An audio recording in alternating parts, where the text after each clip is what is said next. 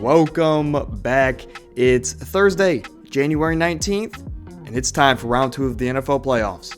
If you didn't know, the second round of the NFL playoffs, otherwise known as the Divisional round, takes place this weekend, Saturday and Sunday, but we'll get into all of that in just a little bit. On today's show, we're going to dive into some quick news first, look at all the matchups this weekend, of course make our picks, and most importantly, we're going to have some fun along the way. This is your early reminder to drop a like on the podcast, on the show, whatever you want to call it. Subscribe to the channel if you're new, or if you like what you're hearing, and turn those post notifications on, man, because we have some different shows coming up, and be on the lookout for those. Hopefully everyone is happy and healthy. Without further ado, welcome to the Anomaly Podcast. I'm your host, Owen Stiftar. Now, let's see what the Divisional Round weekend has to offer. One thing we can say is that it's going to be almost impossible to top last year's divisional playoff weekend. All 4 games ended on the last play, and they were all decided by a combined 15 total points. Nobody could forget that Chiefs-Bills game, right? Now Kansas City and Buffalo have the chance to win their games and rematch in the AFC Championship game, but that won't be easy. On Saturday, Kansas City, the top seed in the AFC, they opened a divisional playoff weekend against Jacksonville, who Jacksonville rallied from a 27-0 deficit in the AFC wildcard round against the Chargers. Philadelphia, the NFC's top seed, they opened up their playoff race or run against the Giants, which they've beat twice. It's going to be hard to beat the same team 3 times, at least in theory. But they go up this weekend against the Giants, who just beat the Vikings, and some would say will be an upset. We'll have to see what goes on in that matchup. Cincinnati, they travel to Buffalo this weekend on Sunday. The regular season matchup was postponed, unfortunately, due to the Damar Hamlin collapse on the field. Obviously, that's bigger than football, but we were robbed of that matchup. This will be an elite quarterback battle between Josh Allen and Joe Burrow, which that's a debate within itself. We'll get into that in just a little bit. And San Francisco will close the weekend against Dallas in what should be a fitting finish to the weekend. Which teams will advance the championship weekend? That's the questions I got to ask you. That's the questions I had to ask myself. Which teams will advance? Well, we got some news to cover first, like I mentioned in the intro. But then we're going to get into the divisional round, First things first, on the news side of things, we're going to talk about Tua. Early in the season, many saw Tua as an early MVP candidate. As the Dolphins, they started 3-0. They were rolling. Mike McDaniel was looking like an offensive guru. They looked unstoppable. But then week 4 came around. We all remember the brutal hit and the concussion that Tua suffered in that game. And before the late in season with the Damar Hamlin incident, the Tua injury was the scariest thing I've ever seen on a football field. But then in week 16, Tua suffered a second concussion against the Packers, which he was believed to have suffered 3 total concussions throughout this season, which 3 concussions in 3 months? That's not good for the brain, right? But per Adam Schefter, coming out yesterday morning, doctors believe that even after suffering 2, maybe even 3 concussions this season, Tua will be able to continue his playing career, obviously if he would like to, and he's expected to be the starter next season. But again, it's all up to Tua and what he values going forward. Tom Brady, following last Monday night's loss against the Cowboys 31-14, he walked off the field. His parents met him there with his family and his kids. But his parents don't come to many games, right? And that could play a big part in it, But it was very emotional seeing Brady walk off the field. Exact same scene from last season when the Bucs were eliminated from the playoffs. But this was Brady's 3rd season with the Bucs, and because he is a free agent, his contract is up. It could very well be his last. Perhaps his parents' presence will prove to be significant. Perhaps Brady will decide to return Tampa once again. Who knows? Maybe he'll play elsewhere. Maybe he'll go to San Fran and take over that star-studded team. Maybe he'll go join the Raiders, where he has some familiarity with the coach, and they have the weapons. Darren Waller, Josh Jacobs, Devontae Adams.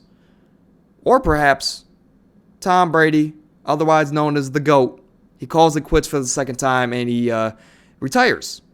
Who knows what Brady will do? I'm sure he'll make the best decision.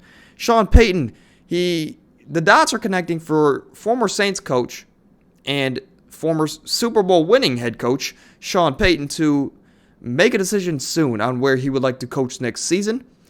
All the dots are connecting for him to land with the Denver Broncos. Denver's offense was miserable last season. Good news for them. If Sean Payton were to become their coach, he's a well-respected offensive guru, thanks to his work in New Orleans.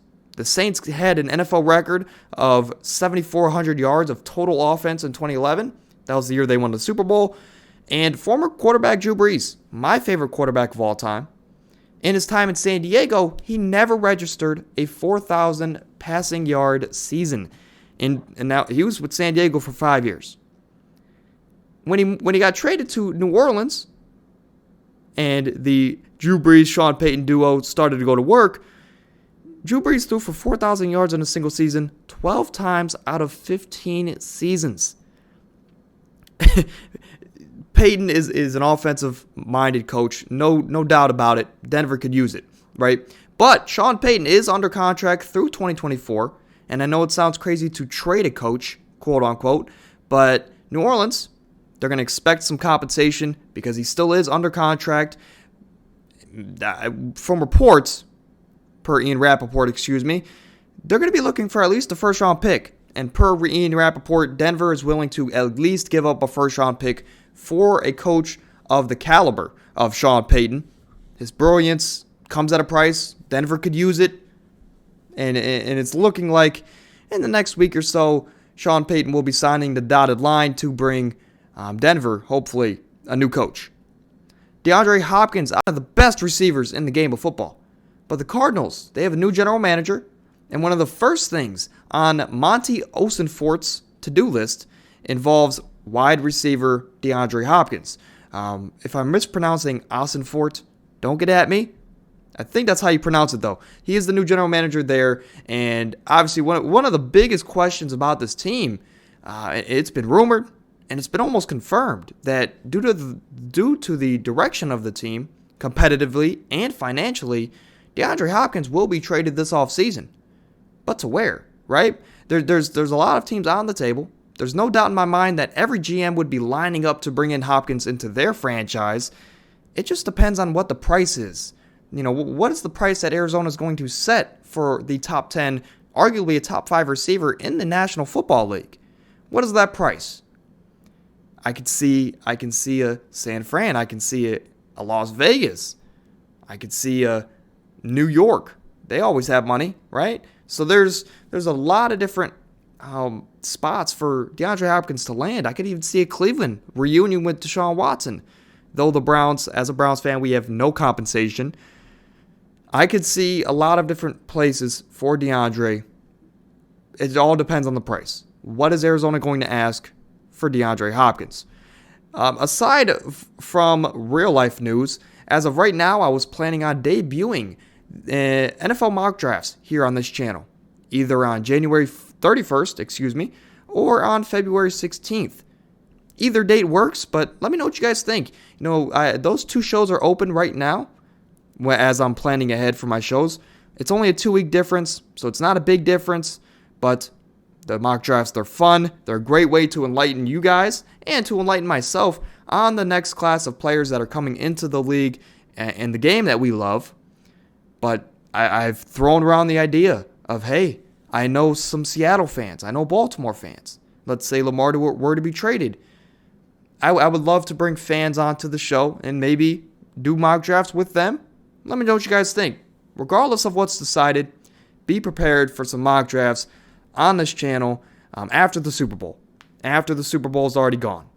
Well, most likely, right? Next up was maybe the most controversial part of this show. But stick with me. We're going to be ranking the top 8 remaining quarterbacks in the playoffs. We all know how important quarterback play is in the postseason. Most times, in my opinion, the difference between an early exit and a deep playoff run is that elite quarterback. Now, this doesn't always tell the whole story. It takes 22 guys to win a Super Bowl, not one, right? But The quarterback, in my opinion, is the most important position, and it is the only position that can make or break a season. I wanted to throw this out now. I wanted to test the theory that I've thrown around in my head for many, many years. I want to see if not having an elite quarterback will mean anything after this season when it's all said and done. And let's get into it. You'll see what I'm saying. In the 7 and 8 spots, they're interchangeable in my opinion. But I went with the experience. Brock Purdy, he's at the number 8 spot. He's only started 6 or 7 games. The teams around the league, they're just now getting a good amount of film on him. Let's see if his play does drop off. When he plays an elite defense like Dallas, when he plays another team, if he moves on next week, he would play a good defense in Philly. Let's see if his play drops off. But in my opinion, give me Daniel Jones. In this case, he has the experience. I think he offers a little bit more with his legs. Give me the dynamic ability of Daniel Jones, and that's why they're interchangeable, and that's why you'll see the boxes around certain players. Now, number 6 is Dak Prescott. Simply put, he's better than the people under him, but he's worse than the people above him. I'm not sold on Dak Prescott as a franchise quarterback. Maybe I'll catch some heat for that, but I just don't see it. Positions 4 and 5, there's boxes around them as well. They're interchangeable. Trevor Lawrence, he's at the number 5 spot for me. He just led a 20-point comeback. He was down 27-0, and in his playoff debut, brought his team all the way back. He's playing the best football of his career, and on the flip side, a quarterback like Jalen Hurts, he's at my number 4 spot. He has his team in the playoffs for the second straight year. This time as a 1 seed. This time he's an MVP candidate. I mean, this is a close call, in my opinion. I think this would be a really good debate for you guys in the comments. In the live chat, I'm going to put up a poll of who's the better quarterback, Jalen Hurts or Trevor Lawrence? I'm very curious to see what you guys would think. Like I said, it's close, but give me the success of Jalen Hurts. And again, he's a little bit more dynamic than a Trevor Lawrence. Positions 2 and 3 are also very, I'm going to catch some heat, but they're also very interchangeable. And I'm fine if I catch some heat along the way. But I believe Joe Burrow is better than Josh Allen. And that's why I put my number 2 spot will be Joe Burrow. Josh Allen's my number 3. But I believe Joe Burrow is the second best quarterback in football right now. They're both dynamic with their legs. Though Josh Allen's a little bit better with his legs, he's a little bit faster. They both bring that element to the game. Joe Burrow takes way better care of the ball. And even though I'm not a Bengals fan, when you watch the Bengals, I just trust Joe Burrow more and more when I watch him. It just always feels like the game is in his hands. He controls the game. They don't call him Joe Cool for no reason, right? But it's really remarkable how calm he always is on the field. And if it weren't for a guy that's far and away number 1, we'd be having the conversation on if Joe Burrow is the best quarterback in the NFL. We know how special he is, but number 1 is just elite company. Number 1, he's in a class of his own. You see his name, Super Bowl champion, MVP, Patrick Mahomes, quarterback of the Kansas City Chiefs. We know how special Mahomes is. He brings you different elements that Josh Allen and Joe Burrow both bring to the game. Mahomes is never, you just feel confident when you watch Pat Mahomes. It always feels like the game is in his hands. He brings that dynamic ability with his legs like a Josh Allen, but he's also very calm. He takes care of the football like Joe Burrow. This is the number 1 quarterback in the NFL. He's the best player in the NFL. There's no questions asked. That's the reason why he got a $500,000 contract. But again, aside from the list, I quickly put this list together because I've always believed that you do need an elite quarterback to win a Super Bowl. On this list, I see three different elite quarterbacks on this list. That is 1, 2, and 3. No surprise. So I will see in 3 weeks' time or 4 weeks' time when the season ends, I will see if that theory stands tall. Obviously, I'm not going to base my whole theory on just how this season ends, but I think it would be a good thing to look out for going forward. I mean, if Brock Purdy wins the Super Bowl, I don't know what to tell you guys. I really don't. But the first Saturday matchup, as we're getting into the 4 divisional games this weekend, I believe this game takes place at 4:30 Eastern Time on Saturday. Don't quote me on that. But we'll start with the road team here, which we typically do, with Jacksonville. To say Trevor Lawrence's postseason debut was memorable, that's an understatement. The Jaguars, they committed 5 turnovers in the first half. Trevor Lawrence threw 4 interceptions in the first half alone. 3 of those went to Asante Samuel, which he's a promising young player for the Chargers. But they were down 27-0 at one point, 27-7 at another point. But they still rallied for the victory against the Chargers with a complete 180 of a second half. It really goes to show how great of a coach Doug Peterson is. He's really turned that franchise around compared to last season, where they had Urban Meyer, which that was a mess, right?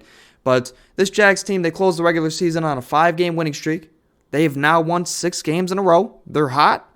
Trevor Lawrence and Travis Etienne, they have been the difference makers that they were drafted to be out of Clemson. And as of late, the Jags defense, they've been great. So everything is clicking for this team.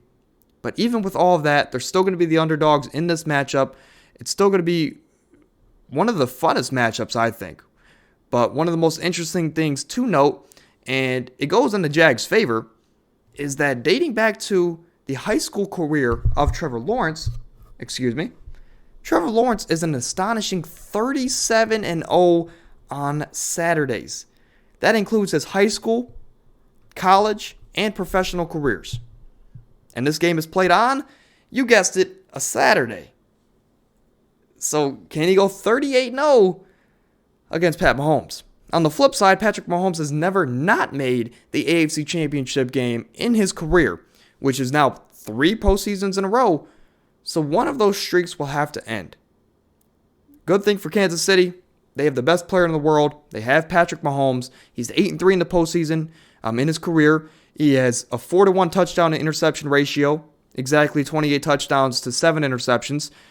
This Kansas City offense also has the best tight end in football, in Travis Kelce. He had 110 catches this year, over 1,300 yards, and 12 touchdowns. He led all tight ends in every category. They have the best quarterback, best tight end. The biggest question for me for this Chiefs team is, what defense are we going to get, though? We know the offense is going to produce, but what defense are we going to get?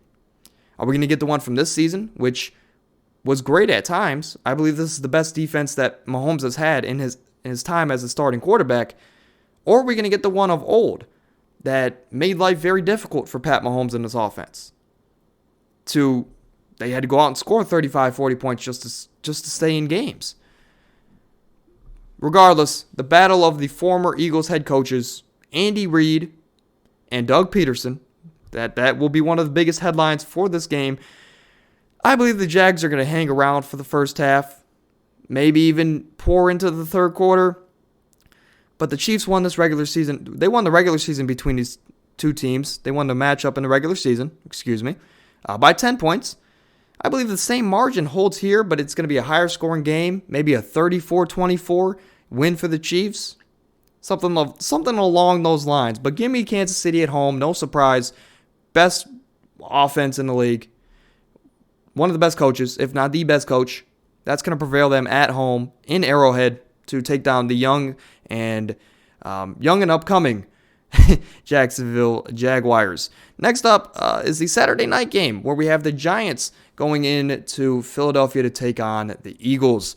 The Giants, we'll start with the road team here. They lost both games to this Eagles team in the regular season, but you know what they say. It is very hard to beat a single time 2 times in a season, let alone 3 times in a single season. Last week, the Giants, they went into Minnesota as the underdog, and on the backs of Daniel Jones, who had a great game, and Saquon Barkley, who had an even better game, they pulled out their first playoff win since Super Bowl 46, which was the 2011-2012 season, which I believe they beat the Patriots in that Super Bowl. The amazing game from Brandon Jacobs and the incredible catch from Mario Manningham deep down the left sideline. If you've never seen that Super Bowl or that play, go watch it. Truly remarkable, right, to see that play. However, we have good and bad news for the Giants. The bad news, we'll always start with the bad news. The Giants, they haven't won a game in Philadelphia against the Eagles, obviously, since October of 2013. But on the flip side, the good news for them is that in the Giants' last 7 playoff appearances, if they manage to win a game, they won the Super Bowl. And they've already won a game in this year's playoffs. Are the Giants going to go to the Super Bowl? Can they keep that streak going? It's obviously a tall task, but we'll have to see. If New York can stay committed to Saquon in this game, and if they can get to Jalen Hurts a couple times, especially with his banged up shoulder, this game could get interesting. The Eagles, on the other hand, they're making their second playoff appearance under head coach Nick Sirianni, and they're catching the confident New York team that we just talked about. Philadelphia, they swept the season series. They won 2-0. The Week 18 matchup was close, and I think it was 22-16, and then they met a couple weeks earlier where it wasn't so close, where it was a 48-22 or 48-20 blowout, something like that. But one was close, one wasn't. One they played their starters, one they didn't. But the Eagles, they had 7 sacks in the Week 14 matchup, which they blew out the New York Giants. And that's going to be the key here against Daniel Jones, who Daniel Jones has protected the ball a lot lately. He's only thrown 2 interceptions in his last 7 starts. So this Giants offense, they're taking care of the ball. They're leaning on their playmakers, and they're winning games despite no receiver room, in all honesty. This game, to me, is going to come down to Jalen Hurts, whose season has been thrown off with that shoulder injury he had against Chicago late in the season. He had 294 total yards and 3 touchdowns in the first meeting against this Giants team. He killed it for me in fantasy, so he actually won me that week. But how much is that extra week of rest going to help this past week? If the Eagles can get the running game going around Miles Sanders and build an early lead, it won't even matter. But on the flip side, if the Giants give their defense time to settle in with some pass rush and get to Jalen Hurts a couple times, this is an upset that could be very possible with the throwing injury to Jalen Hurts. In my opinion, Philadelphia is going to escape in this game, but the Giants are going to push them to their limit. Maybe it's going to be a 3 or 4 point game, but Philly's going to escape late. And the Giants had a good season, though. Giants had a very, very underrated season. I didn't believe in them all year, and obviously I still don't. But great year from Brian Daboll, Coach of the Year, no doubt about it. Next up, we're going to move to the Sunday night games where we have the 3-seed Cincinnati Bengals going into Buffalo to take on the Bills. I believe this game takes place at 3 o'clock on Sunday. Again, don't quote me on that. Check for your time or your time zones. But this will be the best game of the weekend. It's also going to be arguably the most emotional game of the weekend. These teams were set to match up late in the regular season, and us fans were prepared for possibly the game of the year, right? But with Damar Hamlin's situation, the incident that happened on the... I don't know what just hit me. But with Damar Hamlin's situation, the incident that happened on the field, which, don't be mistaken, that situation is bigger than football. His health is bigger than the game of football. But we were robbed of that game. Good news for us fans, we get it here, right? Buffalo, they get home field advantage. The Bills are 7-1 at home this season. Josh Allen's leading a high-powered offense with a strong connection with Stephon Diggs, Dawson Knox. Hey, it's playoff time. Maybe Gabe Davis shows up, right? But Buffalo's pass rush, they should be able to land, given the injuries that they have, and given the injuries to the Cincinnati offensive line, which they're shuffling, right? The Cincinnati offensive line has lost an offensive lineman every week the last 3 or 4 weeks, I think is what they said during the broadcast last week. So the Cincinnati offensive line is struggling. They only have 1 or 2 starters in there. We'll have to see. That'll be one of the biggest questions, right? But there are a couple factors that will keep the Bengals in this game. The Bills need to run the ball against a defense led by DJ Reader, who let's not be mistaken, he was snubbed from the All-Pro team. He is one of the best run stuffers in the game of football. But Buffalo has committed at least 3 turnovers in each of its last 3 games. And Cincinnati has a +7 turnover ratio in its last 9 games. So some stuff is going into Cincy's favor there. They have the turnover differential. The Buffalo's probably going to need to run the ball in this game, but Cincy has a great run defense. They're going to force Buffalo to pass the ball 40, 50 times, which sure, that's their strength, but it makes them predictable. The Bills will get sacks in this game, But Joe Burrow, I believe he's going to make it some plays, some downfield plays too, to T. Higgins. I believe we see Jamar Chase get loose this weekend, have another great game.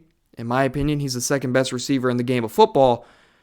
But Joe Mixon, he's going to be one of the biggest difference makers here, one of the biggest, I guess, X factors for the Cincinnati Bengals. I believe the Bengals, if they're going to win, they're going to have to run the ball a bit more than they would like to. But this game will not disappoint, regardless of how it goes. If it turns into a running match, if it turns into a high-scoring passing shootout, this game's not going to disappoint. And it feels like one of those games like the Chiefs and Bills from last year where it's whoever has the ball last wins. In my opinion, Joe Burrow, he's going to deliver in the clutch. He's going to prove my earlier point that Joe Burrow is better than Josh Allen. And Joe Burrow and the Cincinnati Bengals team, they're going to set up a rematch with the Kansas City Chiefs in the AFC Championship game. A great season from the Bills, in my opinion. It would be super fun to see the Bills and the Eagles make the Super Bowl because of their fan bases and how crazy they are. But I don't see it happening. Give me Joe Burrow to meet up with Patrick Mahomes, the best two quarterbacks in the league, arguably the best two offenses in the league. They meet up in the AFC title game. We're going to close here with Sunday Night Football with the number 5 seed at the Dallas Cowboys going into San Fran, who is the number 2 seed. But the biggest question for me in this game is, will Dallas get the running game going? It fell off late in the season. They managed to only get 77 rushing yards last year in the playoff loss against San Fran. Dak Prescott last week with a win. He silenced some critics.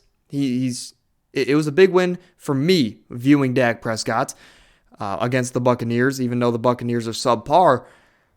But now this game, the challenge is going to be to not commit game-changing turnovers that Dak Prescott has a tendency to do. And he's playing a way better defense in San Francisco, who has a pass rush led by Nick Bosa, who might be the defensive player of the year. I believe in this game, Dallas is going to check the ball down a lot, expect Dalton Schultz and whoever the backup tight end in Dallas is to have a big game, a lot of catches. But Dallas, they need to get the run game going to open up the pass game and really put some pressure on probably the best defense left in the playoffs, which is the Fred Warner-led San Francisco defense. But Brock Purdy, he looked comfortable last week in his first playoff start, and it doesn't hurt when you have the supporting cast that he has. The playmakers like Christian McCaffrey, George Kittle, Deebo Samuel. Show some love to the big boys up front in Trent Williams, Mike McGlinchey. They have a great offense. So they're really the supporting cast around the young quarterback is amazing. But Brock Purdy, nothing to take away. He still looked great. And they had a blowout win last week against Seattle. It was close for the first quarter or first half and some change. But it quickly got out of hand. San Francisco showed why they were the better team. I believe they rushed for 170 yards last week. McCaffrey and Eli Mitchell in this matchup against Dallas, I believe they're going to chip away. And they're going to be the key, not the pass catchers, but the runners. They're going to be the key yet again to really why San Fran wins this ball game, in my opinion. Brock Purdy, he's probably going to throw a couple touchdowns because of how dominant the run game will be against the Dallas defense. And that's better than the pass against the run. Brock Purdy, expect for George Kittle to get, I don't want to say multiple. Give me Brock Purdy to Ayuk for one, Kittle for the other. I like that. But McCaffrey and Eli Mitchell, they're going to be the real MVPs of this game for Brock Purdy and the San Francisco-led team. But aside from the game for a second, these were the only two teams in the NFL with turnover margins of better than plus 10 in the regular season. And I believe that's going to be the separator here. These teams met last year in the playoffs. Dallas is going to come in with a chip on their shoulder. And for that reason, I believe this game is going to be closer. But San Francisco is the more complete team. They have the better defense. And they have the best overall defense in the playoffs. Their supporting cast is way better than Dallas's. I believe Brock Purdy keeps this magic going. He advances to the NFC Championship, and this Niners team goes there for the third time in the last 4 seasons. talk about spoiled fan bases. But we're not going to get into all that. I'm a Browns fan and I'm mad. But on your screen now, you're going to see my picks of the week. It's just a recap, and just in case you got lost in the shuffle there. But you see Kansas City taking down Jacksonville. You see Buffalo on the road taking down Buffalo. You see San Francisco at home taking down Dallas, and Philly taking down the Giants. It is interesting to note now that I'm looking at it that if Dallas were to win, Philly would only have to play divisional teams to go to the Super Bowl, which that's very interesting just to note. But those are my 4 teams this weekend. Hopefully we do better than 500. Our percent went down by 0.4. I believe we were at 62.8% last week. So starting in week 6, 62% of games right. It's not where I want to be, like I say every week, but it's okay for the first year doing this. But that is going to do it for today's show. Hopefully you guys enjoyed. But let me know down in the comments. It is playoff time. Let me know who you guys are going to pick for this week's matchups. And hey, you see it in the bottom right of your screen now. Next Tuesday's show is going to be my final All-Star ballot. So let me know if you guys want. Give me your All-Star ballots down below. You can just do starting 5. You can do the whole 12 for each conference if you like. I would love to read those. But if you enjoyed this show, drop a like on the video, on the show, whatever you want to call it. Subscribe to the channel if you're new, or if you like what you hear, and turn those post notifications on, man, because we have some really interesting shows coming up, some shows that are different than what we normally do. Regardless, I will see you guys next Tuesday with my official NBA All-Star ballot. That's going to be a lot of fun. But until then, stay happy, stay healthy. I'm out.